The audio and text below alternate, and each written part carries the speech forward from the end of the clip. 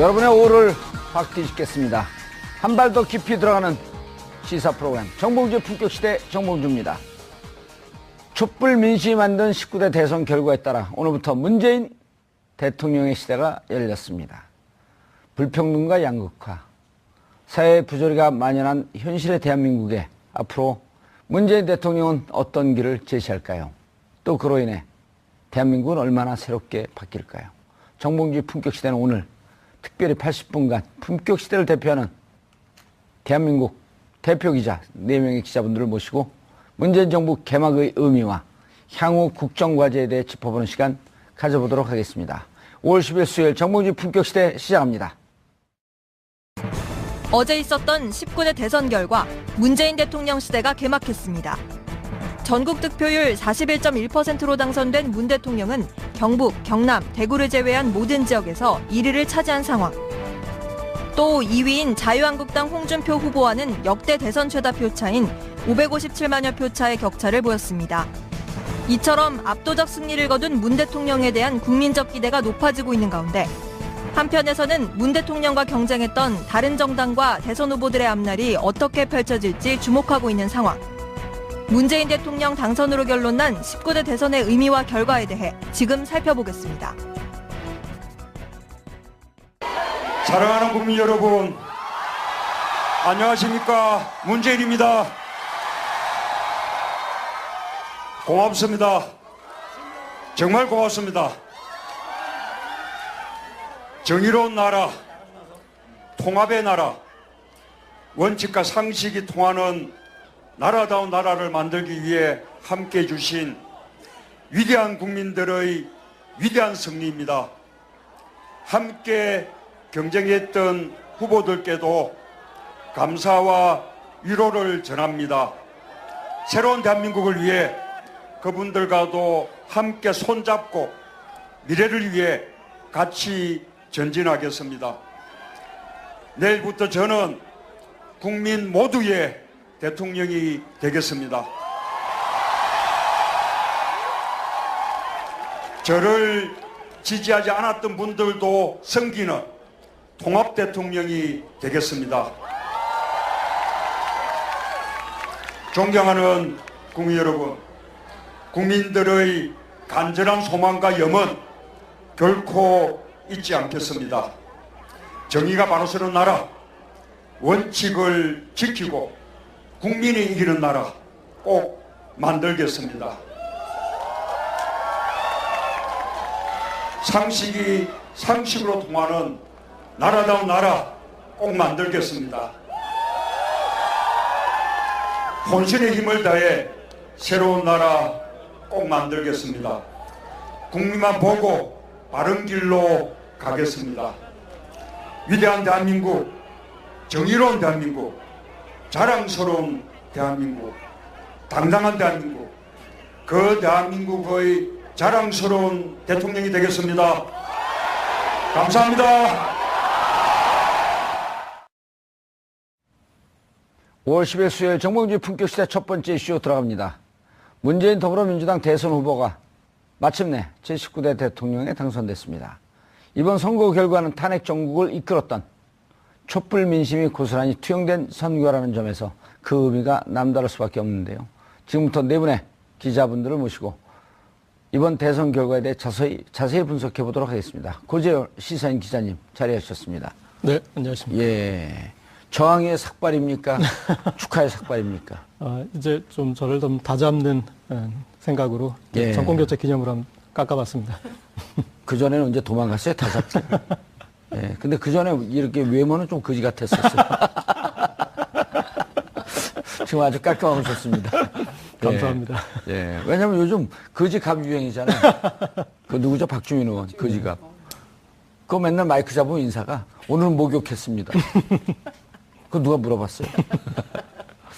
자, 그리고 장윤성 기자님 자리하셨습니다. 네, 안녕하십니까. 예, 오마이뉴스에서 잘렸으므로 소개하지 않았어요. 안 잘렸어요? 안 잘렸는데요. 네. 감봉. 네? 감봉. 네, 감봉은 당했습니다. 자, 그 다음에, 영남일보, 송국건 서울취재본부장 자리하셨습니다. 안녕하세요. 예. 자, 주간 조선 김대웅 기자님 자리하셨습니다. 안녕하세요. 예. 저는 월요일 날 머리를 잘랐습니다. 예. 참고로. 네. 저도 머리를 어제 잘랐어요? 잘랐습니다. 머리털을 자른 거. 머리카락을 잘랐습니다. 네. 자, 어제 방금 우리가 들었던 저 시간에 네. 저 장소에 네. 계셨었죠. 네. 현장에 있었는데요. 굉장히 많은 시민분들이 자리를 하셨어요. 예. 근데 그 대개의 경우에는 문재인 후보 이제 대통령이죠. 예. 지지자분들인데 남녀노소 가리지 않고 정말 그 세대별로 다양한 연령층 그리고 멀리서는 제주에서 오신 분들도 계셨고요. 아, 그 시간에? 예, 예. 그리고 오. 일본에서 오신 분도 계셨고요. 아. 예. 그리고 제가 만난 니혼. 네. 그러니까 투표하려고 일본에서 왔대요. 야. 예, 그런 분도 계셨고요. 그리고 스웨덴에서 오신 분도 저희가 스웨덴. 예, 인터뷰를 했던 것 같아요. 그러니까 그럴 땐 여권 확인해 봐야 돼요. 가짜 뉴스일지 모르니까. 그런 확인은 안 잠시 해봤어요. 불신검문 있겠습니다. 그래서 개인정보 때문에 예. 보여주실지는 모르겠는데 하여튼 정말 그 새로운 대통령 시대를 맞이하려는 시민들의 열망이 한밤에 가득 모였던 현장이었다 이렇게 기억할 수 있을 것 같고요. 정말 축제의 한마당처럼 폭죽도 터지고 막 사람들이 춤도 막 추고 신나는 무대였던 것 같습니다. 저기가 이제 세종문화회관하고 종합청사 사이에 예, 조그만 늘 공원. 우리 촛불 때 네. TBS가 거기서 생방송하던 맞아요. 그 장소예요. 예, 거기서 조금 뒤로 예, 있는. 그 안쪽, 공원 예, 안쪽으로 예, 들어간 맞습니다. 거죠. 맞아요. 바로 예. 그곳입니다. 예. 아주 우리는 익숙해졌고 예. 마치 우리가 거기서 생방송에서 정권교체가 됐나? 라는 착각을 나는 하시는군요. 착각을. 자, 어제 저는 그 시간에 다른 방송국에서 방송을 하고 있었는데 앵커가 어떤 메시지가 나올까? 그럴 때 이제 저는 개혁과 통합 중에서 통합의 방점을 찍는 메시지가 나올 것이다. 근데 개혁과 적폐청산 이런 내용은 하나도 없이 오히려 정의와 원칙이라는 표현 뒤에 숨어버렸어요. 그러면서 통합을 강조하고 국민이라고 하는 표현이 제일 많이 나왔고 저기에서 이제 자신은 어찌 보면 이번 대선 기간에 무엇을 했으며 앞으로 어떻게 하겠다라고 하는 메시지가 거의 다 나온 거거든요. 무척 신중하게 준비해갖고 나온 메시지란 말이에요. 고재욱 기자님 어떻게 보셨어요? 네, 저는 방향성을 보여준 그런 말이기도 한데 그것에 앞서서 제가 봤을 때는 지금 현 상황 규정을 하는 그런 내용인 것 같습니다. 그러니까 우리가 이제 흔히 선장의 역할을 얘기할 때 선장이 목표를 정하고 방향을 정하는 사람으로 알고 있는데 선장의 가장 중요한 역할은 배의 현재 위치를 예. 파악하는 역할이 가장 중요하다고 해요. 그러니까 대한민국 호가 지금 어디 있는지에 대해서 그 파악을 해서 이렇게 국민에게 알려주고 위기를 각성시키는 거죠. 그래서 지금 대한민국의 상황은 위기다. 위기 극복을 해야 된다. 그렇다면 이제 그 위기 극복에서 아무래도 개혁보다는 통합이 먼저 떠오를 테니까 자연스럽게 이제 그런 그 구조가 만들어지고 그러나 이제 개혁을 등한시하겠다거나 아니면 포기하겠다는 그런 내용은 이라고 생각하지는 않을 테니까 그렇죠. 일단은 이제 정의 원칙 뒤에 들어가 있는 거죠. 그 그렇죠. 뜻이. 이제 예. 지금 국민들이 요구했던 게 이게 나라냐였잖아요. 그렇다면 이제 보여줄 것은 이게 나라다. 그걸 보여줘야 되는데 그렇다면 국민들이 원하는 바는 더도 말고 덜도 말고 상식대로만 가는 것을 원한다고 그렇죠. 봐요. 나라다운 나라. 예. 예. 그래서 지금 다시 예전에 적폐 블랙리스트를 만들어서 누구를 속아내느니 그런 것이 아니잖아요. 그래서 이제 현 상황을 어떤 좀 어떤 극복 상황으로 보고 같이 어떤 통합을 해서 나가보자. 그런 메시지를 정리해서 전달했다고 생각합니다. 아까 선장 예를 들었는데 선장이 왜 선장인지 모르시죠? 이게 조타수에 돌리잖아요. 서서 돌립니다. 못 웃을 뻔했어요. 못 웃을 뻔했어요. 네, 못 웃을 뻔했어요. 예. 알겠습니다. 그런데 송 기자님, 저 메시지를 보고 많은 분들이 좀 안도의 한숨을 쉬기도 했을 거예요. 왜냐하면 되자마자 정말 개혁이니 적폐청산이니 하면서 다시 칼부림이 나는 거 아니냐 하는 이런 우려들을 좀 했었거든요. 특히 보수층에서요. 예, 특히 보수층에서. 보수층에서. 예. 또 그리고 인적 청산이라고 하는 영남 쪽. 명분 아래 자기들 목을 치는 거 아니냐. 또 이명박 박근혜 정부에 있었던 종사했던 사람들을 부역자로 이렇게 이야기를 그렇죠. 하고 예. 또 적폐청산 문재인 대통령은 적폐청산을 가장 많이 이야기했습니다. 선거 많이 초반에. 경선 때 제일 많이 했죠. 예, 선거 초반에 굉장히 많이 했고 그다음에 뭐 보수 개멸론까지 나왔죠. 이해찬 총리가 그 얘기를 했었죠. 이해찬 의원이. 이해찬 의원이 그 이야기를 했었고 또 심지어 막판에는 패륜 집단이라는 이야기가 나왔어요. 그렇기 때문에 그 영남 특히 대구 경북을 중심으로 한 보수층에서는 이른바 문재인 공포증이 있었습니다. 예. 문재인 공포증이 있었는데 어제 당선되고 나서의 그 문재인 공포증이 부분적으로 있었어요. 근데 어제 당선되고 나서 그 강화문에서 그 했던 말씀이나 또 오늘 하루 동안의 행보 이것을 보면은 지금은 적폐청산도 물론 하겠지만은 통합, 그 국민 화합 쪽에 방점을 찍고 있거든요. 어제 저도 강화문 그 행사를 TV를 지켜봤는데 좀 인상적인 것이 같이 경쟁을 했던 그 이재명 시장이나 안희정 지사 또 최성 시장 이렇게 같이 나와서 다 한마디씩 하고 또 대구에서 사실 홀로 뛰었죠. 김부겸 의원. 김부겸 의원 거의 적지 같은 데서 홀로 뛴 김부겸 의원이 와서 또 이렇게 이야기를 하고 하는 것이 일단은 당내 통합을, 집권 세력의 통합을 먼저 하고 어제 저녁에는 집권 세력의 통합 모습이 굉장히 많이 보였거든요. 근데 오늘 취임식 또 취임사 예. 또 나중에 어떤 대통령이 직접 나서서 새 정부 첫 인사를 발표를 하고 배경을 설명을 하고 또 앞으로 이런 자리를 국민에게 보고하는 자리를 많이 갖겠다 이렇게 이야기를 했습니다. 박근혜 전 대통령이 실패한 이유 중에 하나가 언론을 통한 국민과의 소통이 없었습니다. 없었기 때문에 결국은 그 최순실이란 그 존재를, 최순실 씨라는 존재를 까마득히 모르고 있었던 거죠. 그런데 만약에 대통령이 문재인 대통령처럼 직접 이렇게 나와서 그 현안이 있을 때마다 국민에게 보고하는 형식을 갖는다면은 그것은 결국 소통이 될 것이고 또 그러니까 적폐청산 또는 패권 여기에 대한 우려가 많았었는데 일단 어제 오늘 보인 행보만 보면은 거기에 대한 우려는 상당히 불식될 수 있다. 불식될 수 있는 신호를 봤다는 것이죠. 예. 앞으로 어떻게 하실지는 지켜봐야 되겠지만은 일단 그런 신호는 봤습니다. 어젯밤 김대영 기자님, 어젯밤 그 일성 그게 사실은 제일 중요했고 또 오늘 이제 국회 로텐다울에서 취임사를 했죠. 취임사 내용도 저를 지지하지 않은 국민 한 분에 한 분도 저희 국민이고 섬기겠습니다. 5월 10일 이날은 진정한 국민 통합이 시작되는 예로 역사에 기록될 것입니다. 문재인 찍으면 큰일 난다. 그러니까 반문정서, 특히 문재인 비문, 그 안티문 이런 게 극성을 부렸잖아요. 어느 선거 때보다도.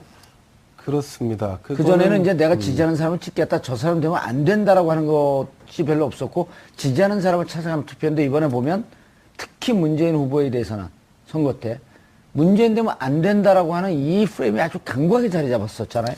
선거 구도에서 경쟁자가 있기 때문에 당연히 예. 상대 진영에서 나를 더 씌우기 위한 프레임은 그건 뭐 피할 수 없는 예, 그런 숙명으로 받아들일 수밖에 없죠. 근데 이제 어제 이른바 당선이 유력한 상황에서 했던 발언과 오늘 사실상 취임 선서를 하면서 했던 예. 발언 통합을 얘기했는데 통합을 얘기하는 것은 당연하다 생각합니다. 대통령이 분열을 얘기할 수는 없는 거 아니겠습니까? 다만 그 오늘 한 가지 이제 이낙연 전남지사를 총리로 지명을 했죠. 예. 그런데 국무총리 지명자는 이렇게 표현했습니다. 적폐청산과 통합을 적절히 헤쳐나가겠다. 이제 향후에 문재인 대통령의 어떤 입에서 이제 적폐청산이라는 단어는 저는 가능하면 안 나올 거라고 저는 예상을 하는데 그렇지만 실무를 담당하고 있는 어떤 이렇게 내각의 어떤 참모들이라든가 이런 부분 또 청와대 참모진에서는 적절히 우리가 지금 걷어내야 할 적폐에 대한 부분을 좀 가이드라인을 쳐서 향후에는 지금 이제 집권지 이제 첫날 시작한 날이니까 그걸 거론할 수는 없지만 안정적인 상황으로 내각이 조각이 된다면 그 다음에는 일정 부분 적폐를 걷어내는 작업도 같이 병행되지 않을까 예상합니다. 예. 고재열 기자님. 네. 이번에 이제 방금도 얘기했지만 반문정서, 색깔론. 이게 아주 기승을 부렸거든요. 네. 그리고 특히 이제 이번에 2위한 홍준표 후보 같은 경우는 뭐 입만 열면 사실은 색깔론을 얘기를 했었는데 그게 안 통한 선거를 이렇게 봐야 되지 않나요? 뭐 일부에서는 통했겠죠. 그러니까 홍준표 후보가 보수 결집을 하는 정도까지 그런데 선거에 승패를 좌우할 만큼의 그런 영향은 아니고 좀 어느 정도 보수 결집을 하는 정도의 이제 그런 영향을 끼쳤는데 문재인 당선자가 오늘 야당 대표들을 만나고 다녔던 그 부분을 저는 좀 주목해 볼 필요가 야당 대표를 만나네, 원내대표들이지만 원내대표. 이제 야당을 대표하는 인물들을 이렇게 만난 것을 저는 그렇게 평가하고 싶습니다. 그러니까 본인이 지금 강자의 위치라기보다는 대통령이 당선돼 있지만 뭐 약자라는 표현은 좀 그렇지만 본인이 지금 위태로운 상황이고 그리고 도움이 없이는 힘들다라는 걸 그걸 국민에게 오히려 그들을 방문함으로써 국민에게 그것을 보여준 것이죠. 예. 그러니까 본인을 이제 낮추는데 가장 적합한 방식이 아니었나 싶습니다. 오늘 외신도 평가를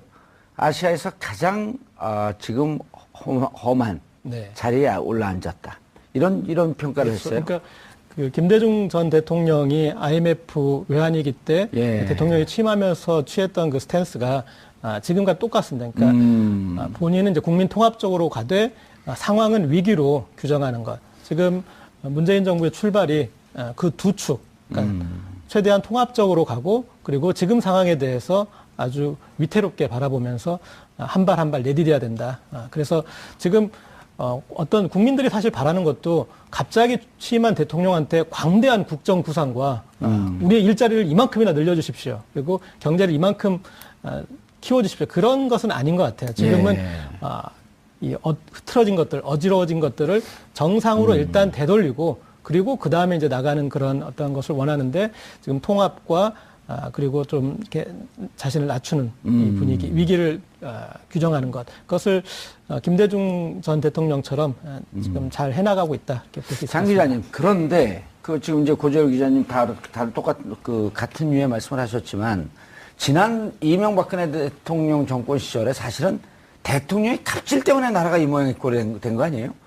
그 실제로 과도한 권력 행사를 그렇죠. 한 측면도 있고 국민과 소통을 하지 않으면서 스스로 빚어낸 참사 뭐 이런 것들이 굉장히 많았다고 볼 수가 있는데요.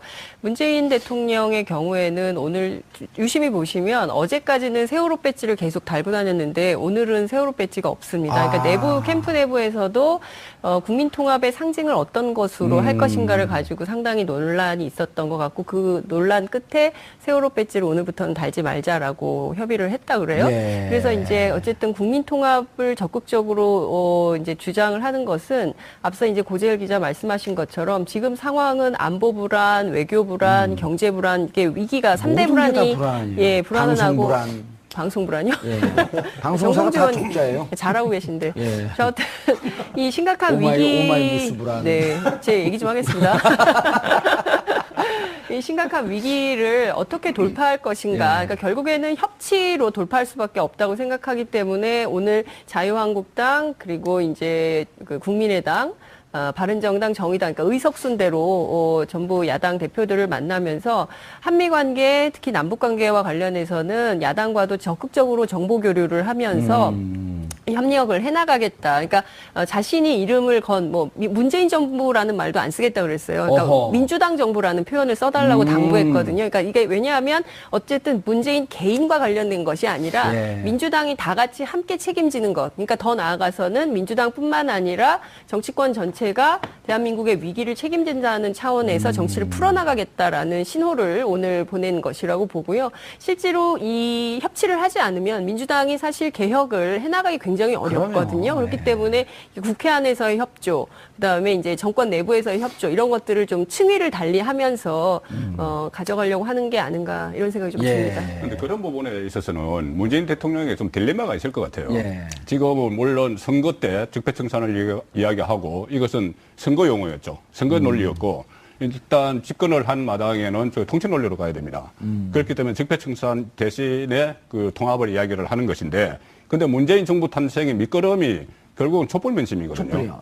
그 홍준표 후보를 제외한 4명의 후보, 유력 후보들이 받은 표가 80%죠.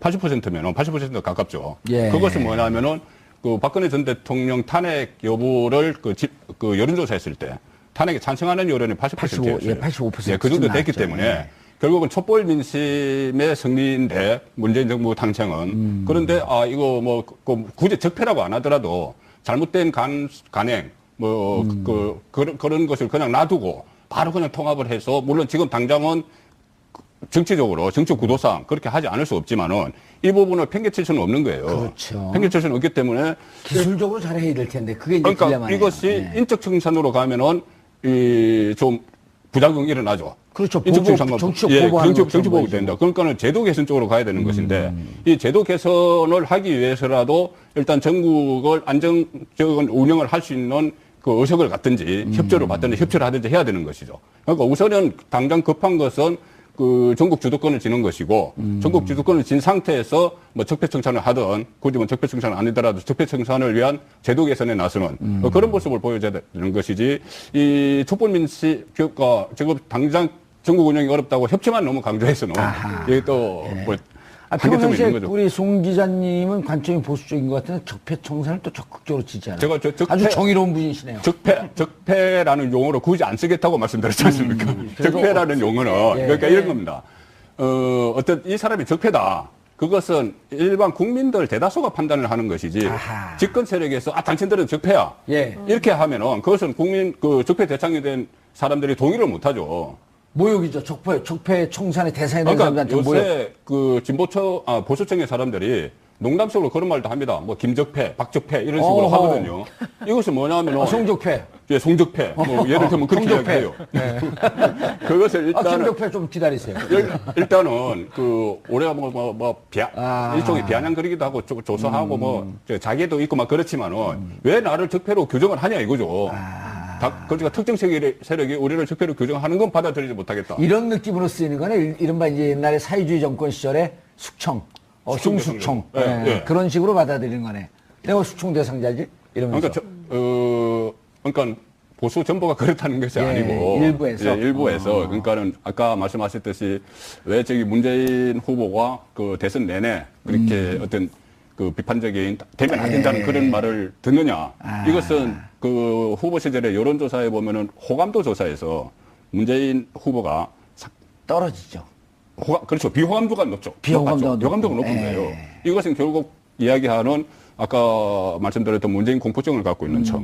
그런 척의 시각이 있는 것이니까 이제 대통령이 되셨으니까 그런 것까지 다 포용을 하셔야 돼요. 알겠습니다. 김대영 기자님. 근데 국민의 승리다라는 얘기도 많이 했어요. 근데 이제 그러고 통계를 좀 들여다봤더니 이재용 삼성 그거는 차차고서라도 박근혜 대통령 구속 이후에 이른바 이제 수출이 늘어나고 주가가 올라가고 오히려 이게 좀 정치권이 위기라고 계속 하는데 국가 경제는 조금 더 나아지는 듯한 이런 형국을 보이고 있단 말이에요. 이게 국민들을 좀 믿으면서 정치권이 어찌 보면 좀 덜 관여해야지 나라가 좀 잘 되는 꼴 아니겠냐 이런 생각도 좀 들거든요. 우선 경제와 정치가 사실 인과관계는 없다고 보는 게 아마 정확할 겁니다. 근데 이제 상황적으로 결과론적으로 볼 때 정치가 제대로 작동하지 않았을 경우에 경제가 나아지는 우연의 어떤 뭐 현상이랄까요? 뭐 그렇게 보는 게 적합할 것 같고요. 지금 경제가 나아지고 있는 것은 지난 몇 년 동안 사실 바닥까지 내려갔던 그 경제 어떤 여건이나 상황들이 기본적으로 좀 펀더멘털 구조가 좀 나아지고 있는 국면으로 보는 게 정확하지 않을까 싶습니다. 예. 네. 알겠습니다. 구 기자님, 출구조사를 좀 한번 좀 봐야 될 것 같은데, 이게 이제 97년 이후에 77.2%, 제가 77.7%를 예견했었는데, 예견한 사람 중에 가장 그 근접해서 맞췄어요. 이거 뭐 이런 거 맞추면 상 줘야 되는데. 상을 못 주면 출연료라도 올려주든지. 네, 제가 증인으로 있었으니까 예. 인정하겠습니다. 77.7%. 그런데, 이번에 이제 TBS에서, 우리 여기 방송국에서, 득표율 예측 조사를 했어요. 네. 예, 이게, 그럼 빨리 저게 떠야지. PD들 뭐 하고 있어. 팍팍 좀 띄우지. 리얼미터에 의뢰해가지고 예, 리얼미터에 의뢰해서. 전국 만 19세 이상 예. 2,539명을 조사해서 42.7, 네. 22.8, 그리고 19.1. 전화면 이제 자동응답 응답했어요. 혼용 방식으로 해서 응답률은 10.5%였는데 예, 이거를 신경과학적 부동증 표심 실험을 했어. 뭐 하여튼 이제 아주 어려운 단어의 어떤 그런 기법으로 조사를 우리 해서 다음 게 한번 비웃어 볼까요? 이거 안 하려고 했더니 사장님이 네. 꼭 누라 그랬죠. 제가 이제 간단하게 정리를 해드리겠습니다. 몇 가지 조사가 있었어요. 그러니까 청취자분들이 가장 잘 알고 있는 방송 3사 출구조사. 예. 엄청난 비용을 들여서 하는 이 출구조사가 있었고, 그리고 TBS와 CBS가 리얼미터에 의뢰한 지금 말씀하신 복잡한 이름의 신경과학적 부동층 표심 실험. 네, 가장 저렴한 방식의 이 예측 조사가 하나 있었고, 네, 그다음에 그 또 결과는 저렴하진 않았어요. 갤럽이 했던 조사가 있는데 주로 이렇게 갤럽 조사와 리얼미터 조사의 가장 큰 차이는 저 조사 결과가 나왔네요. 네, 이 전화 면접이냐 자동응답 조사냐. 근데 갤럽 쪽은 사람이 직접 전화하는 것을 위주로만 하거든요. 예. 그런데 이제 리얼미터는 원래 이렇게 이제 자동응답 조사 방식들로 지금 쭉 해왔어요. 그래서 예. 그동안에 어떤 이 통계학자들은 이런 자동응답 조사를 인정하지 않았었거든요. 예. 그런데 갤럽 AR 쪽. 조사보다 리얼미터, TBS 조사가 훨씬 더 결과에 근접했다는 거죠. 근데 출구조사가 제일 맞췄네요. 그렇죠. 출구조사 그거는 한 거의 나오면서. 100배 가까운 돈을 들여서 한 조사기 때문에. 오, 그래요? 예. 그래서 저 조사는 틀리면 그 욕먹는 거고, 그러니까 믿져야 본전인 조사고요. 갤럽보다 TBS 리얼미터 조사가 저비용으로 고효율. 그렇죠. 왜냐면은 지금 다 모든 그 갤럽 조사의 가장 큰 특징은 이 리얼미터 조사와 특징은 4, 5위를 틀렸어요. 갤럽 조사는. 예. 리얼미터는 4, 5위를 맞췄고, 그리고 모든 지금 예측 범위가 이 조사할 때 얘기했던 오차 범위 이내에 있다는 거죠. 심지어 텔레비전 이 방송 3사 출구조사도 지난 대선에서 오차 범위 벗어났었거든요. 근데 제일 정확하게 맞췄던 게 JKK 조사가 있었는데 이게 안 나오네. 전국구 조사가. JKK 조사. 어쨌든 그래서 이제 우리가 그 많은 돈을 들여서 예. 그 많은 품을 들여서 출구조사를 그렇게 하는 것보다는 어떤 이런 저비용 고효율의 과학적 방식들이 있다라는 거를 이번 조사에서 보여준 것 같습니다. 예, TBS 대변인이시죠. 그 TBS 리얼미터 조사가 예. 일단 전화 면접을 이번에 여러 군데서 했는데 전화 면접을 한 여론조사 가운데 가장 그 1위부터 5위까지 그대로 맞췄고 맞췄죠. 또 그렇죠. 나머지 ARS 지지율도 조사예요. ARS로요. ARS도 이렇게 그 오차범위 내에서 지지율까지 다 맞춘 거죠. 근데 이것을 아까 말씀하신 복잡한 방식의 예. 이 새로운 기법을 도입을 한 것인데 신경과학적 부동층 표심 실험. 그러니까 부동층에 대해서 부동층의 표심을 미리 읽는 어허. 예, 그런 기법을 개발을 한 예. 것이고 그러니까 우리가 작년 4.13 총선 때 보면은 여론조사가 거의 다 틀리지 않습니까? 다 틀렸죠. 다 틀렸죠. 예, 저만 맞췄고. 예. 그거 제가 뭐 확인된 바 없지만 어쨌든 예. 그 이후에 여러 가지 여론조사 기법이 발달을 하면서 이것도 그 하나의 이런 기법을 사용하는 것이 정확도를 높인다는 것이 이번에 증명됐다고 보는 겁니다. 예. 사람들이 궁금할 것 같아요. 도대체 신경과학적 부동층 표심 실험. 표심 실험이라는 게 예. 뭔지. 그러니까 이제 표를 찍을 때 눈떨림이라든가 손떨림이라든가 뭐 다리 신경과학과 관련된 요소들을 가지고 판단하는 것이라는데요. 그래요? 궁금해요. 예, 뭐 그런 거라고 저도 작가에게 설명을 좀 질문할 들었습니다. 때 답을 할 때? 예, 정말 목소리가 좀 떨리고. 떨린다던가 눈가가 좀 떨린다던가 뭐 이런 신경과학과 관련된 것이라는데요. 쓸데없는 자세한 걸 내용은 리얼미터에 좀 확인을 좀 해봐야 될 것 같다는 생각이 좀 리얼미터 듭니다. 이택수. 네, 이택수 대표. 그분은 제가 많이 신뢰합니다. 계속 그 전화를 해서 이 내용을 홍보하고 있어요, 기자들에게. 저도 아침에 문자 받았어요. 네, 저는 문자 새벽에도 받고 아침에도 받았습니다. 신경과학적 표심 실험. 네. 그런 명칭을 쓰지 않았는데 예. 사실 이거 굉장히 어려운 표현이잖아요. 예. 이제 제가 좀 더 첨언을 드리자면 이 이제 대선 같은 경우 여론조사 기관들이 여론조사를 많이 합니다. 아주 자주 빈번하게 합니다. 그렇기 때문에 사실은 그날 당일날 이 결과치를 예측하는 것도 의미가 있지만 예. 그동안의 추세를 쭉 보면 사실은 그게 사실 통계학적으로 가장 유의미한 그 결과를 도출해낼 수 있는 방법 중에 하나거든요. 예. 그렇기 때문에 아마 그 뭐 여기서 이렇게 표현하듯이 이렇게 뭐 굉장히 어려운 단어 가지고 뭐 했겠지만 사실은 그 추세 반영이 아마 굉장히 크게 작용했을 거로 미뤄 짐작이 됩니다. 예. 덧붙여서요. 네. 김 기자님. 네. 블랙아웃제도 없애야 되는 거 아니에요? 그 깜깜이 선거 때문에 이제 그런 거지 예. 않습니까? 뭐 가짜 뉴스가 막 판치고. 그렇죠. 이제 가짜 뉴스에 주로 현혹되는 사람들이 여기 이제 이 업종에 있는 분들이라는 게 참 안타까운 현실이긴 하지만 그 미국 같은 경우는 제한이 없죠. 제한이 없죠. 네, 유럽은 그래서 하루 있다 그러더라고요. 프랑스 같은 경우 이제 전날부터 투표 당일날 여론조사 공표를 못 하게끔 돼 있죠. 그래서 저희도 이제 요런 부분에 대한 그 법적인 어떤 중앙선관위가 좀 조치를 좀 취하는 게 좀 필요하지 않을까 싶습니다. 예. 지금처럼 그냥 뒀을 때보다 개선해서 여론조사를 공개했을 때 오는 얻는 효과. 유권자들의 어떤 뭐랄까 유불리가 예. 훨씬 더 이득이다라고 보여지기 때문에 그렇습니다. 일단 기동민 의원이 그 블랙아웃, 그러니까 여론조사 공표 금지 기간을 없애는 그 법 개정안을 발의했더라고요. 근데 이제 다만 그 저희가 좀 유념해야 할 것은 그것이 이제 투표 당일 뭐 혹은 뭐 그 전날까지 공표가 됐을 때 이를테면 뭐 밴드웨건이나 언더독이나 어떤 추세의 쏠림 현상으로 이어지는 건 또 방지할 필요가 있기 예, 때문에 사표와 몰표. 그렇죠. 예. 사표와 몰표 이 부분에 대한 사실 또 고민도 필요한 부분입니다. 알겠습니다. 그것도 그렇지만 저는 사실 이번에 선거제도 개편을 만약에 하게 된다면 TV 토론을 대폭 늘려야 될 것 같다라는 생각이 좀 들더라고요. 선거 기간 내내 TV 토론만 해요? 아니, 많이 필요할 것 같아요. 왜냐하면 검증 과정도 되고 좀 다양화해서 스탠딩 토론이라고 했는데 그냥 세우기만 하는 토론이 아니라 좀 다양한 방법으로 유권자들이 좀 정확한 정보를 알 수 있게 하는 TV 제도의 토론은, 개선은 예. 예, 굉장히 필요할 것 같다는 생각이 투표 시간 들었습니다. 늘리고. 투표 시간도 사전 늘리고요. 투표 예, 시간 그 그렇습니다. 좀도 늘리고. 그리고 뭐 공항하고 뭐 이랬는데요. 터미널 뭐 지하철 많이 이런 해놔야 데서도 돼요. 할 수 네. 있도록 유럽은 다 그렇게 하지 않습니까? 그러니까 그런 방식으로 선거에 참여할 수 있는 툴을 많이 예. 만들어야 될 것 같습니다. 예를 들면 그 영남을 대표하는 영남일보가 주최하는 TV 토론 이런 거 그렇죠. 괜찮을 것 같습니다. 영남일보 인터넷 토론도 못했어요. 송국근 기자가 사회를 보고. 근데 그렇게 하려면은 돈이 이렇게 많아요. 후보들 아니요 그거는 회사 문제고 제가 볼 때는 후보들을 지금처럼 5명 예. 그 물론 그 중앙선관위 기준이 있습니다. 예. 그 기준에 따라서 5명을 하고 똑같은 시간을 그 하다 보니 이렇게 좀 어떤 초점이 흐려지는 그런 논점이 흐려지는 측면이 있거든요. 그래서 만약에 TV 토론이 활성화돼서 여러 차례를 하게 된다면은 각 후보들끼리 맞대결을 한번 펼치게 하는 그래서 좀 어떤 선택과 집중을 할 수 있도록 예. 유권자가 그런 방식도 만약에 TV 토론이 제한 없이 실시가 되게 된다면은 그런 방식도 가능하겠죠. 김정 기자님, 네. TV조선이 이제 조건부 승인을 받았으니까, 방송에 대해서 잘 아실 것 같은데. 네, 뭐 잘 모르는데요. 뭐 예, 네. 예. 아는 대로 말씀드리겠습니다. 후보들은 TV에 출연하면 출연료 줍니까, 안 줍니까? 궁금해졌어요, 벼랑안에. 그건 저도 잘 모르는 사실인데 저는 출연 한번 봤습니다. 아니요. 후보들.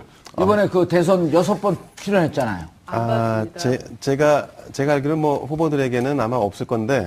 그래요? 근데 이제 후보를 지지하거나 아니면 후보를 지원하는 그룹들, 뭐 참모들은 예, 주죠. 출연료를 주는 걸로 알고 있습니다. 출연료 안 줘요? 왜 안 주죠? 후보자들 TV 토론은 안 주는데요. 그 선거 방송에서 방송사들이 네. 그 방송 인프라를 활용해서 뭐 방송 광고라든가 뭐 이게 거의 대목 장사예요. 그렇죠. 네, 그런 측면이 좀 있죠. 그러고 시청률이 38%가 나오는데 어떻게 출연료 안 주죠? 그러니까요. 저는 만약에 그럴 리는 없지만 대선으로 네. 나가는데 출연료 그래요? 안 주면 난 안 나가요. 뭐 독특한 대선 후보로 역사가 기록할 것 같다는 생각이 좀 예, 듭니다. 안 나온다니까. 국민의 알 권리 차원에서 당연히 나오셔야죠. 그럴까요? 예, 근데 이런 건 좀 저는 개선해야 되는데, 이를테면은 선관위가 주도하는 그 TV 토론에서 그 화면을 받으려는 방송사들 있잖아요. 예. 이런 방송사들은 전부 그 각사에 또 비용을 지불해야 됩니다. 그러니까 예컨대 만약에 이제 TBS가 주관을 한 토론을 저희가 만약에 받으려고 오마이뉴스가 받으려고 하면 TBS에 그 중계료를 지불하고 저희가 해야 유용하네. 됩니다. 출연료 근데 안 사실 주고 돈은 이거는 벌고. 그러니까요. 아주 그 불합리하죠. 자, 고정 기자님. 대선 득표율 분석을 좀 해봐야 되겠는데요. 1위서부터 5위까지 의미를 한번 좀 분석을 네. 해주시죠. 일단은 뭐 선거가 끝났으니까 예. 5명 모두가 승자라는 그런 수식어를 하나 드리면서 예. 왜 승자인지 이제 간단하게 제가 달아드리겠습니다. 일단 문재인 후보 같은 경우 당선됐으니까 당선됐으니 승자. 당연히 승자고 뭐 예. 여기는 다른 얘기를 달지 않겠습니다. 예. 그리고 이제 역대 대선에서 가장 큰 표차 570만 표라는 표차로 의미 부여를 또 할 수 있을 것 같고요. 예. 그다음에 2위 홍준표 후보 같은 경우는 본인도 그런 걸 환기시켰는데 어떤 이제 당을 재정비하는 것, 당을 좀 이렇게 그동안 이 당을 좀 추스린 거에 의미를 부여를 했는데 예. 탄핵 국면에서 탄핵에 반대하고 박근혜 대통령 구속에 반대했던 여론층이 15% 내외였습니다. 예. 그런데 본인이 24%까지 끌어올렸다. 근데 역대 2등한 후보 중에서 25%를 넘지 못한 유일한 후보가 됐잖아요. 예, 패자. 네. 그런데 그냥 일단은 지금 현재 당이 꼬꾸라진 상태니까 예. 요만큼 그래도 완전히 바닥에 엎어졌는데 무릎까지는 지금 꿇었다로 예. 그렇게 억지로 한번 승자를 만들어드리고 안철수 후보 같은 경우는 지난 1987년 대선에서 김대중 후보 이후로 3위 후보가 20%를 넘겼던 적이 처음이에요. 처음이죠. 네. 그리고 그때도 김대중 후보가 20%, 25%를 넘겼나요? 20%를 넘겼나요? 그때 정확한 이제 제가 퍼센트는 지금 기억이 안 나는데 어쨌든 3위 후보가 20%를 20%를 넘겼던 유일한 케이스였죠?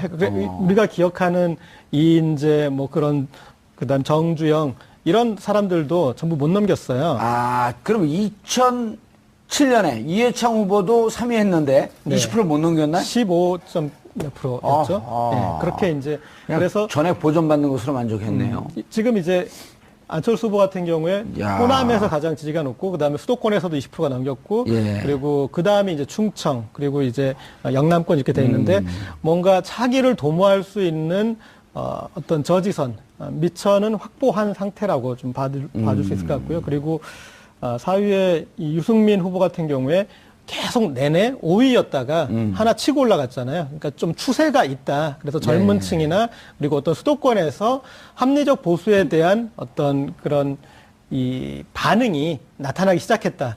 처음에 이제 좀 우리가 농담조로 유승민 후보는 아마 이 투표 날부터 지지율이 올라갈 것이다라는 이제 그런 농담을 했는데 정말 올라가고 있고 앞으로 어떤 이 당의 방향을 정할 때 그래도 뭔가 기댈 수 있는 언덕을 만들었다는 것이고 그다음에 또 심상정 후보 같은 경우 이 역대 5위 후보 중에 5% 넘겼던 후보가 없어요. 예.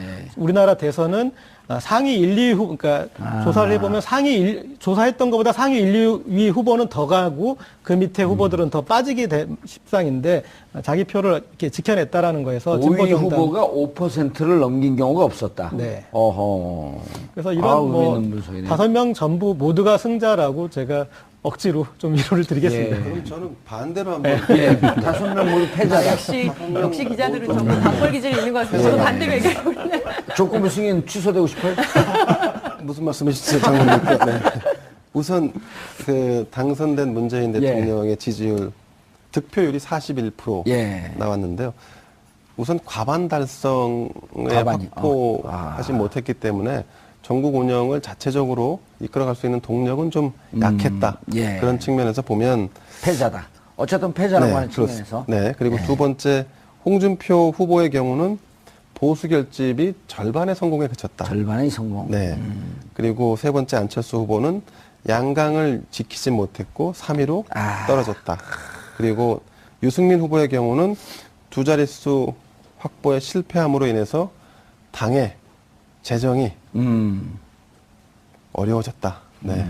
그리고 심상정 후보 마찬가지 두 자릿수 확보에 실패하면서 그 재정 뭐 이런 부분들 희망이 조금 좀 희망의 어떤 수준이랄까 이런 게 좀 낮아진 부분이 있고 예. 특히 젊은 층의 지지를 많이 받을 것으로 홍보했고 예상했지만 실제로는 꼭 그렇지는 않았던 것 같습니다. 그런 측면에서 보면 이 다섯 후보가 성공을 한 측면도 있지만 또 어떤 측면에서 보면 실패한 측면도 있다 이렇게 보여집니다. 근데 그 마지막 심상정 정의당 후보는 좀 정정을 해야 될 게 오늘 오전에서부터 이제 SNS 상에 도는 게 빚이 1억이다라는 얘기가 돌면서 후원금이 답지해서 지금 그걸 뛰어넘어서 남았답니다. 어제 밤 사이에 8,400만 원이 들어왔어요. 예, 그 오늘까지 해서 네. 수억이 넘어갔고 예. 재정이 남아 돌아갔고 또 출마해도 된다.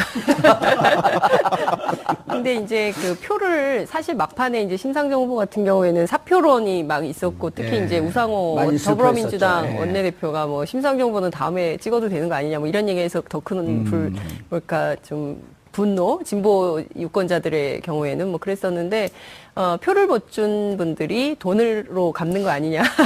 이런 얘기들이 어제 이제 SNS에 돌기도 했었는데요. 그렇죠. 마지막에 정말 이러다 특히 PK 이런 쪽에서 네. 이러다가 쥐는 거 아니야? 하는 우려 때문에 심상정 후보에게 갔던 문재인 지지층의 후보들이 그렇죠. 다시 회귀한다 이런 소문들이 네, 돌았었거든요. 맞아요. 실제로 이제 그런 게 많이 반영이 됐고 막판에 정의당에서는 정말 우리 꼴찌할 것 같다. 그 언론이라도 이른바 진보 언론이라도 좀 도와줘야 되는 거 아니냐 이런 SOS가 굉장히 많이 왔었습니다. 근데 저는 이 전반적으로 5명의 득표를 놓고 분석을 해볼 때 그 이번 대선은 촛불 대선 아니겠어요? 촛불 사실 대선이죠. 박근혜 대통령 거리시에 치러지는 보궐선거로 이뤄진 선거였는데 그럼에도 불구하고 여전히 보수가 30%를 점유했다는 점입니다. 그러니까 이를테면 홍준표 후보가 24% 했고 유승민 후보가 6.8% 했는데요. 둘이 30.8. 합치면 30.8%고 견고한 보수가 있었던 것이다. 그러니까 이를테면 박근혜 대통령이 탄핵이 됐지만 그 불이한 권력이라고 국민들이 비판했던 박근혜 탄핵과 별개로 보수가 탄핵당하지 않았다는 것이 이번 표심으로 여지없이 드러난 것이 아닌가라는 생각이 들면서요. 동시에 안철수 후보가 이른바 중도보수표를 상당히 가져갈 것이라는 분석이 높았지만 결과적으로 수차례 이어진 TV토론 그리고 선거 전략의 실패로 인해서 안철수 후보가 중도보수표를 가져가지 못했기 때문에 그 표가 오히려 특히 영남을 중심으로 해서 홍준표 쏠림 현상이 있었던 거 아닌가. 큰 틀에서 보자면 안철수 후보가 전략적 실패. 이것 때문에 향후 정치의 가도에도 상당히 큰 급브레이크가 걸렸다. 어려움을 겪을 수밖에 없다. 이런 생각이 좀 들고요. 지금 세대로 보면 50대이지 않겠습니까? 그리고 민주당에 굉장히 많은 50대들이 이제 차기를 보고 있는 사람들이 있는데 벌써부터 이제 경쟁 구도가 강화되면서 안철수 정계 은퇴론을 주장하기 시작했습니다. 그러니까 송영길 더불어민주당 문재인 후보 캠프의 그 총괄 본부장의 경우에는 대놓고 이제 안철수는 정계 은퇴해야 된다. 새로운 희망을 보여주지 못했다. 이러면서 이제 전선을 분명하게 긋고 있고요. 국민의당 내부에서도 이번 전략에 대해서 상당히 잘못됐다라고 참패 요인을 좀 삼으면서 내부가 좀 균열될 가능성도 벌써부터 드러나고 있다. 알겠습니다. 근데 송영길 의원이 저렇게 한 거는 조금 과하지 않아요? 어쨌든 패배한 정당인데 지금은 좀 보듬고 고춧가루 뿌리기보다는 조금 더 기다려주는 그런 좀 미덕이 승자 아니에요? 그래서 그런 부분들이 과거에 항상 대선이 끝나고 나면 뭐 성자 독식 이야기가 나오고 성자 독식 이야기가 나오고 그것은 뭐 인사 때부터 시작이 됩니다. 인사 때부터 시작이 되는 거니까 지금 아까 초반에 말씀드린 대로 지금 문재인 대통령에 대해서 좀 안정감을 좀 첫날 모습을 보고 찾아가는데 그 주변에서는 이제 그런 부분에 대해서 국민 감정에 좀 거스르는 부분은 상당히 좀 조심을 해야 될 것 같고요. 저도 나름대로 이 대선 후보들 득실을 한번 따져보면은 대통령 대신분은 빼고 저는 일단 유승민 심상정 후보는 어떤 엄을 받았다고 봅니다. 앞으로 정치적인 미래가 있는 것이죠. 기대가 있고 본인들이 지향하는 그 노선을 할 수 있는 토대를 마련했어요. 그런데 가장 저는 홍준표 후보 같은 경우는 현찰을 받았다고 보거든요. 이 TV 토론 시작되기 직전까지만 해도 제가 한국당 어떤 유력 당직자를 만나니 이런 이야기가 있습니다. 홍준표 후보 끝까지 완주하면 큰일 난다. 당 파산한다고 이야기를 했어요. 15%까지 받아야지 그 선거 비용이 보존이 되겠는데 그것을 받지 못하면 당이 파산한다. 그러니까 홍준표 후보 주저앉혀야 된다는 이야기까지 했습니다. 그런데 실질적으로는 24.0%를 받았죠. 그리고 본인이 이야기했던 대로 내가 자유한국당을 살렸다. 그렇게 되니까 지금은 어쨌든 자유한국당 당권 경쟁을 하면 홍준표 전 후보가 제일 유력해졌죠. 그렇기 때문에 현실적으로는 그 실리를 챙겼다고 보는 것이고 저는 안철수 후보가 이번에 물론 3위 한 것도 그렇지만 가장 본인의 정체성이 흔들려버리는 그런 느낌이에요. 처음에 2012년에 나올 때는 굉장히 신선했죠. 뭐 신드롬까지 일으키면서 젊은이들에게 우상과 같은 그런 열광적인 그 한호를 받았는데 이번 대선에서는 오히려 젊은 층표는 전부 다 문재인 대통령에게로 가고 60 이상 장영천 표를 좀 받았단 말입니다. 그랬었죠. 그렇게 되면은 본인이 그동안 가지고 있던 정체성이 이번에 또 특히 그 보수가 보수 표심이 방황을 하니까 보수 표심을 받기 위해서 사드 배치 문제나 여러 부분에서 우클릭을 많이 했습니다. 우클릭을 했기 때문에 안철수 후보는 3위 한 것도 그렇지만 본인의 정체성이 이번에 선거를 과정을 통해서 많이 흔들려 버렸다. 근데 국장님, 저는 당선자 했는데 왜 당선자에 대해서 말씀 안 하십니까? 당선자, 그러니까 41% 대통령. 두 분이 그런 얘기 할 거면 다른 방송국 갔어요. 알겠습니다.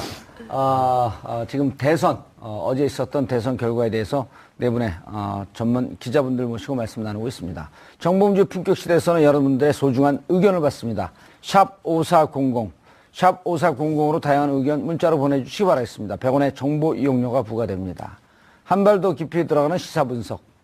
여러분은 지금 생방송으로 지나는 정봉주 품격시대와 함께하고 계십니다.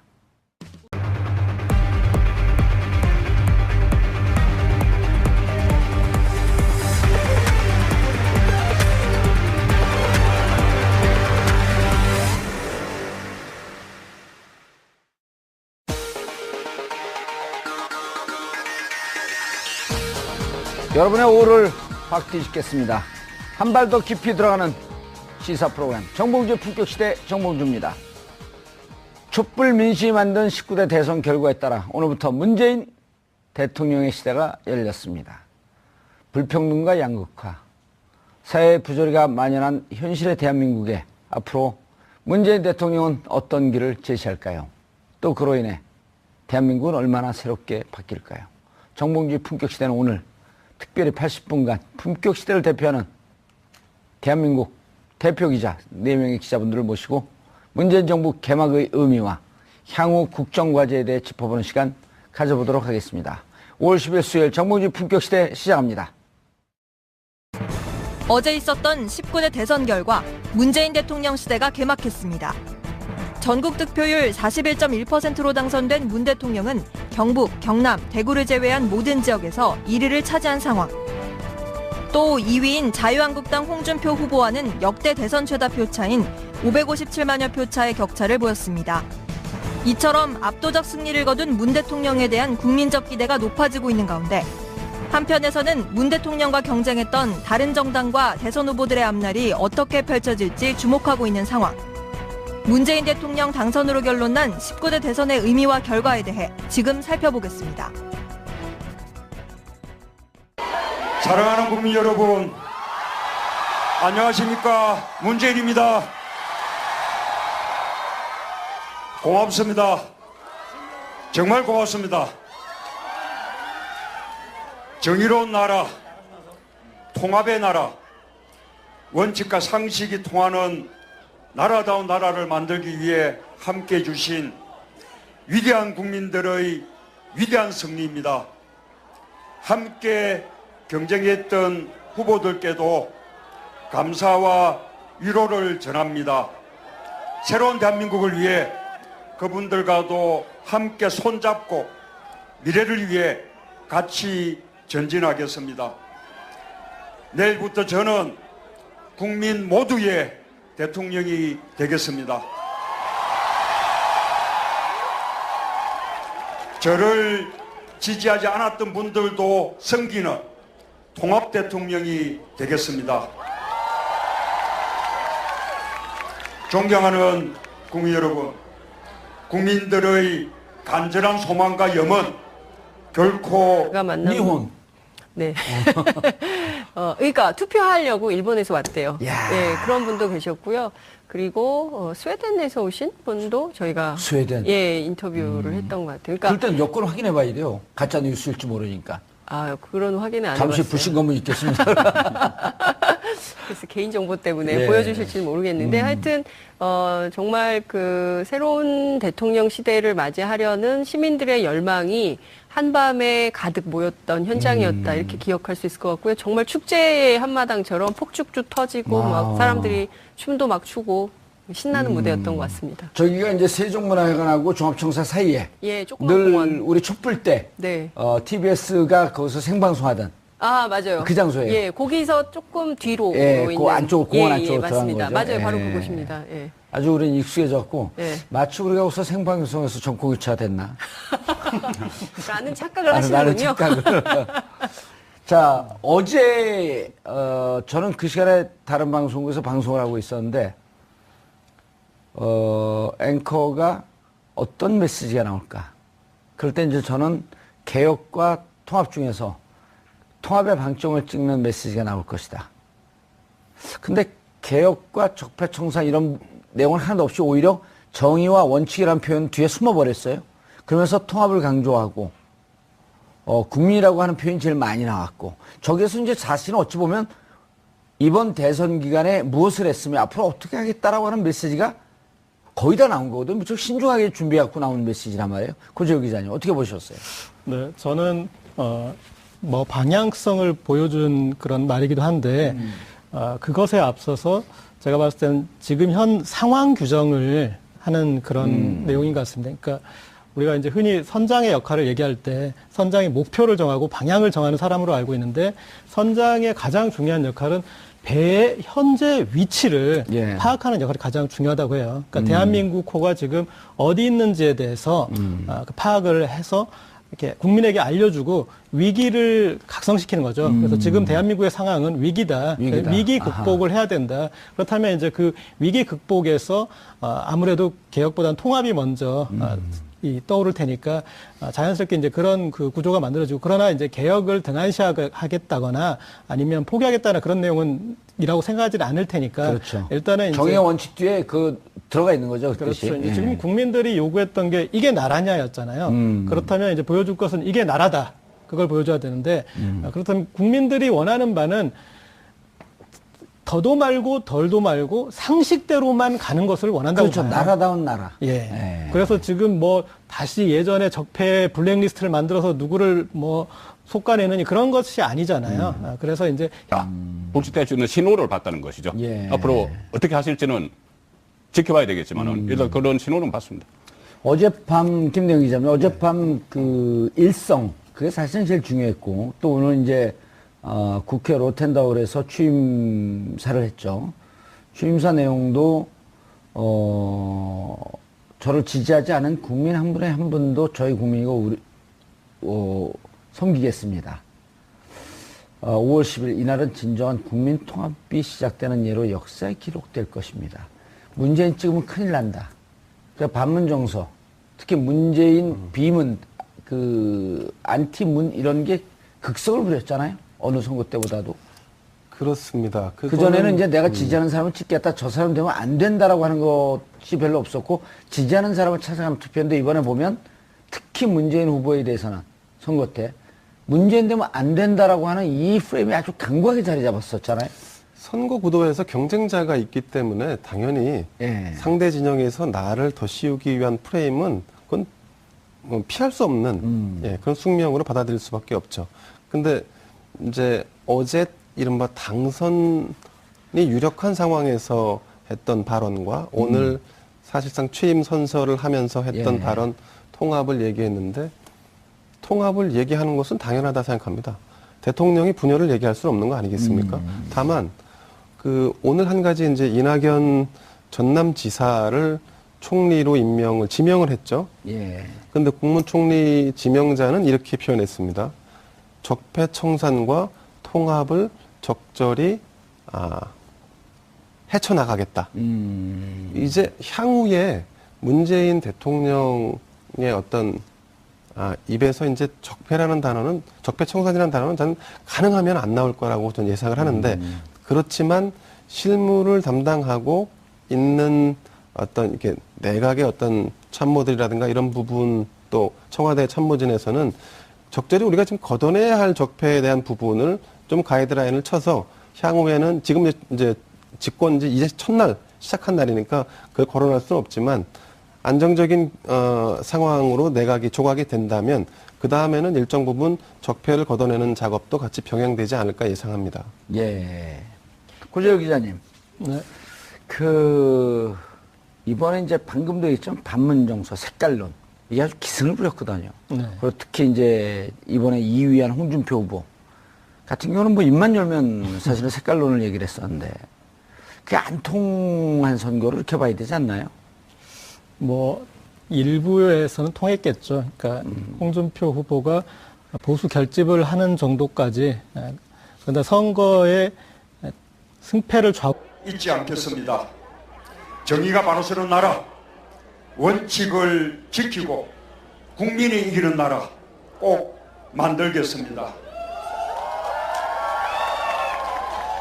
상식이 상식으로 통하는 나라다운 나라 꼭 만들겠습니다. 혼신의 힘을 다해 새로운 나라 꼭 만들겠습니다. 국민만 보고 바른 길로 가겠습니다. 위대한 대한민국, 정의로운 대한민국, 자랑스러운 대한민국, 당당한 대한민국, 그 대한민국의 자랑스러운 대통령이 되겠습니다. 감사합니다. 5월 10일 수요일 정봉주 품격시대 첫 번째 이슈 들어갑니다. 문재인 더불어민주당 대선 후보가 마침내 제19대 대통령에 당선됐습니다. 이번 선거 결과는 탄핵 정국을 이끌었던 촛불 민심이 고스란히 투영된 선거라는 점에서 그 의미가 남다를 수밖에 없는데요. 지금부터 네 분의 기자분들을 모시고 이번 대선 결과에 대해 자세히 분석해 보도록 하겠습니다. 고재열 시사인 기자님 자리해 주셨습니다. 네, 안녕하십니까. 예. 저항의 삭발입니까? 축하의 삭발입니까?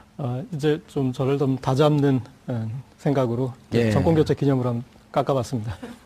그전에는 이제 도망갔어요, 다 잡고. 예. 근데 그전에 이렇게 외모는 좀 거지 같았었어요. 지금 아주 깔끔하고 좋습니다. 감사합니다. 예. 예. 왜냐면 요즘 거지갑 유행이잖아요. 그 누구죠? 박주민 의원, 거지갑. 그거 맨날 마이크 잡으면 인사가 오늘은 목욕했습니다. 그거 누가 물어봤어요? 자, 그리고 장윤성 기자님 자리하셨습니다. 네, 안녕하십니까. 예, 오마이뉴스에서 잘렸으므로 소개하지 않았어요. 안 잘렸어요? 안 잘렸는데요. 감봉. 네? 감봉. 네, 감봉은 당했습니다. 자, 그 다음에, 영남일보, 송국건 서울취재본부장 자리하셨습니다. 안녕하세요. 예. 자, 주간 조선 김대웅 기자님 자리하셨습니다. 안녕하세요. 예. 저는 그 월요일 날 머리를 잘랐습니다. 예. 참고로. 네. 저도 머리를 어제 잘랐어요? 머리를 잘랐습니다. 머리털을 자른 거죠? 머리카락을 잘랐습니다. 네. 자, 어제, 방금 우리가 들었던 저 시간에, 네, 저 장소에 네. 계셨었죠. 네, 현장에 있었는데요. 굉장히 많은 시민분들이 자리를 하셨어요. 예. 근데 그 대개의 경우에는 문재인 후보 이제 대통령이죠. 예. 지지자분들인데 남녀노소 가리지 않고 정말 그 세대별로 다양한 연령층 그리고 멀리서는 제주에서 오신 분들도 계셨고요. 아, 그 시간에요? 예. 그리고 오. 일본에서 오신 분도 계셨고요. 아. 예. 그리고 현 상황을 어떤 좀 어떤 극복 상황으로 보고 같이 어떤 통합을 해서 나가보자. 그런 메시지를 정리해서 전달했다고 예. 생각합니다. 아까 선장 예를 들었는데 선장이 왜 선장인지 모르시죠? 이게 조타수에 돌리잖아요. 서서 돌립니다. 못 웃을 뻔했어요. 못 웃을 뻔했어요. 네, 못 웃을 뻔했어요. 예. 알겠습니다. 그런데 송 기자님, 저 메시지를 보고 많은 분들이 좀 안도의 한숨을 쉬기도 했을 거예요. 왜냐하면 되자마자 네. 정말 개혁인이 적폐청산이니 하면서 다시 칼부림이 나는 거 아니냐 하는 이런 우려들을 좀 했었거든요. 특히 보수청에서요. 예, 특히 보수청에서. 보수청에서. 예. 또 그리고 인적 청산이라고 하는 영남 쪽. 명분 아래 자기들 목을 치는 거 아니냐. 또 뭐 이명박 박근혜 정부에 있었던 종사했던 사람들을 부역자로 이렇게 이야기를 그렇죠. 하고 예. 또 적폐청산 문재인 대통령은 적폐청산을 가장 많이 이야기했습니다. 선거 많이 초반에. 경선 때 제일 많이 했죠. 예, 선거 초반에 굉장히 많이 했고 그다음에 뭐 보수 개멸론까지 나왔죠. 이해찬 총리가 그 얘기를 했었죠. 이해찬 의원이. 이해찬 의원이 그 이야기를 했었고 또 심지어 막판에는 패륜 집단이라는 이야기까지 나왔어요. 그렇기 때문에 그 영남 특히 대구 경북을 중심으로 한 보수층에서는 이른바 문재인 공포증이 있었습니다. 예. 문재인 공포증이 있었는데 어제 당선되고 나서의 그 문재인 공포증이 부분적으로 있었어요. 근데 어제 당선되고 나서 그 강화문에서 그 했던 말씀이나 또 오늘 하루 동안의 행보 이것을 보면은 지금은 적폐청산도 물론 하겠지만은 통합, 그 국민 화합 쪽에 방점을 찍고 있거든요. 어제 저도 강화문 그 행사를 TV를 지켜봤는데 좀 인상적인 것이 같이 경쟁을 했던 그 이재명 시장이나 안희정 지사 또 최성 시장 이렇게 같이 나와서 다 한마디씩 하고 또 대구에서 사실 홀로 뛰었죠. 김부겸 의원. 김부겸 의원 거의 적지 같은 데서 홀로 뛴 김부겸 의원이 와서 또 이렇게 이야기를 하고 하는 것이 일단은 당내 통합을, 집권 세력의 통합을 먼저 하고 어제 저녁에는 집권 세력의 통합 모습이 굉장히 많이 보였거든요. 근데 오늘 취임식 또 취임사 예. 또 나중에 어떤 대통령이 직접 나서서 새 정부 첫 인사를 발표를 하고 배경을 설명을 하고 또 앞으로 이런 자리를 국민에게 보고하는 자리를 많이 갖겠다 이렇게 이야기를 했습니다. 박근혜 전 대통령이 실패한 이유 중에 하나가 언론을 통한 국민과의 소통이 없었습니다. 없었기 때문에 결국은 그 최순실이란 그 존재를, 최순실 씨라는 존재를 까마득히 모르고 있었던 거죠. 그런데 만약에 대통령이 문재인 대통령처럼 직접 이렇게 나와서 그 현안이 있을 때마다 국민에게 보고하는 형식을 갖는다면은 그것은 결국 소통이 될 것이고 또 그러니까 적폐청산 또는 패권 여기에 대한 우려가 많았었는데 일단 어제 오늘 보인 행보만 보면은 거기에 대한 우려는 상당히 불식될 수 있다.